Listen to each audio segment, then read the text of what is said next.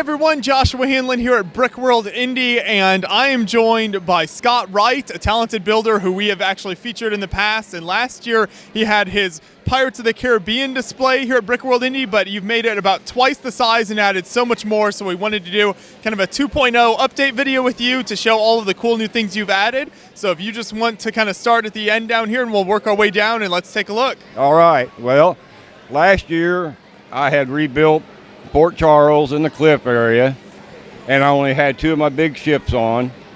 And after the show was over, I decided it was time to do an update. And for 3 months, from this area right here all the way down, was a complete rebuild. Last year, the Cannibal Island and Isle de Murta were combined into one. I separated them. I've got all my ships on there. I expanded the town area a great deal. I've added the Kraken attack. I added Poseidon's throne. There are 143 base plates. There's over 300 minifigures. And like I said, I spent about 3 months doing the rebuild on it. So I've added quite a bit. Quite the project. What are the logistics for you as a builder when you're working on something of this size that takes up this much space? As you're at home, what's that like for you? I have an 8-foot table that I build it section by section. As one section is complete, I move that off the table, start with the next section so everything flows together.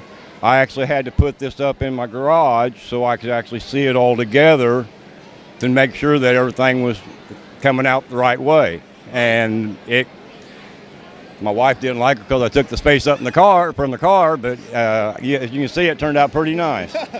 So if we focus on the island right now, let's maybe look at the town here and then some of the kind of general landscaping and point out what we have going on. Okay. Well, you just have a general town area here, and I've expanded on it. I think I had 5 or 6 buildings last year, and as you can see, I saw the cathedral on it. It's a Pirates of the Caribbean online game. That was one of their snapshots on there, so I had to put the cathedral on there.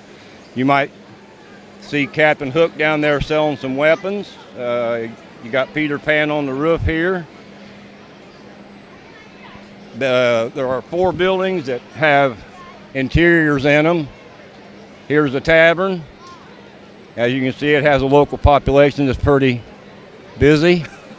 One guy's laying outside. He's inebriated to the point that he spilled his liquor.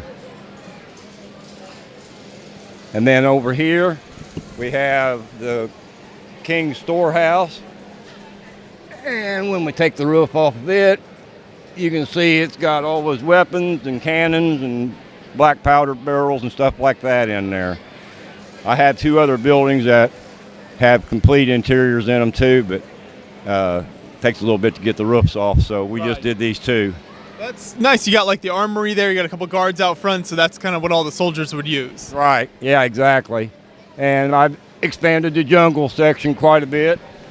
I have to thank your viewers. I got a lot of good feedback last year online. There are still ideas that I'm working on that were given to me online last year. I plan on a rebuild of this ship right here. I'm going to do some more wave action that people have been asking about. Jack sliding down the cable was an idea that came over your channel, so that's a helpful hint. I love all the helpful hints that people give me on feedback. Perfect. I'm glad we're able to inspire that. I think people love seeing the big, impressive builds like this. Well, it just shows what kind of viewership you have. You have all these people worldwide that are watching you, and they critique you to the point that you say, yeah, I need to do that too. There you go. That's the goal. I noticed with your trees here, so you kind of use the classic pirate tree technique there instead of kind of brick building them yourself. Do you like that look of the classic kind of 90s era pirate sets? Yeah, I like the old palm trees. I have quite a collection of them.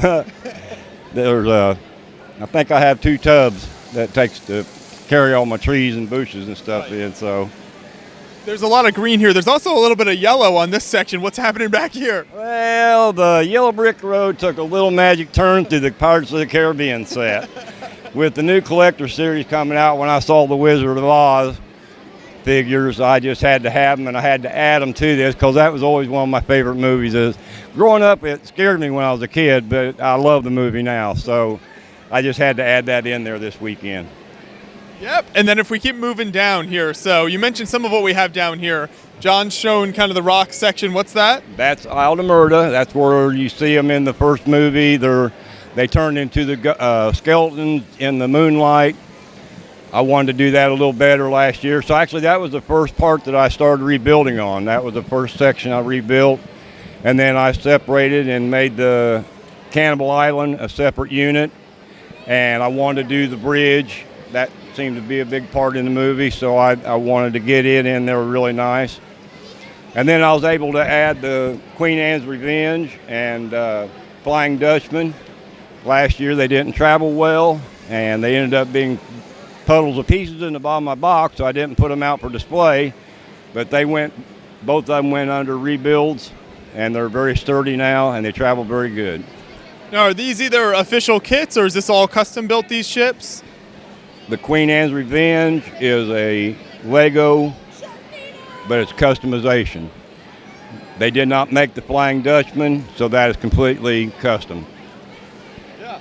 Well, what were some of the challenges with that one there? Because obviously it doesn't have quite the design of a normal-looking ship. It's also a very different color than a regular ship. So actually, it took about 3 rebuilds for me to get it the way, and it's just my version. Don't get all upset because it's not exactly like in the movie, but it is my version of the Flying Dutchman. The sails are actually off of Black Pearl set, and I bleached them until I got that color. So that's how I got that brownish color on the sails for the Flying Dutchman. And it's I've got most of the crew members on there that are recognizable. Same with all my ships. I try to get them crewed with all the major players that are on those ships in the movies. Right, so then it's definitely recognizable because of that, so that works really well. So with this massive layout, what's it like when you transport to the show and set it up? Is that a long, tiring process for you?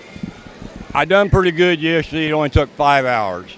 Last time I set it up, it was over 6 hours. I actually have everything on video on my tablet. I've also got a map of it drawn out.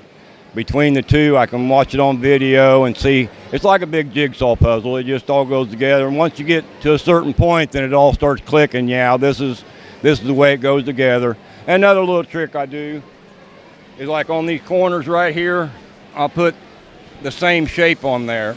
And so those corners match. And then the next one down will be half rounds or quarter rounds. And then those match. So I just use those as little markers to help put the sections together. Match the shapes up, and then it's a lot easier when you're setting it up. Right, because as big as this is, even I forget. And this is only the third time I've seen it all together myself, so it surprises me sometimes. Oh, I forgot that goes there. But another unique thing about this layout is that you have it all on the floor, which is great because I think it's down low for the kids to see. But kind of what led you to that decision, and how do you find that works out as the show goes on? During our Indy Lug meetings, that was one of the things discussed. We wanted to be able for all the visitors, no matter how small, to enjoy being able to see without having to peer over the top of a table. And this being as large as it is, I decided that it would be a lot easier just go directly to the floor. In a way, it makes it a lot easier to put together, but I'm very sore this morning. I'm getting too old for the crawling around on the floor for 5 hours. That's the big challenge right there. Yes, it is. At my age, it is. Yeah, well, I'm glad you put in the work because you definitely can see how kids just have so much a better view. I mean, now they basically have a top-down view and can spot so many more details rather than kind of trying to peer up above a table. I've had a lot of good comments about it. That's great. Well, fantastic. I'm so glad you put in that work, and thanks for continuing to expand this into what you've done this year. Is there hopes to add even more? Very possible. I've got ideas.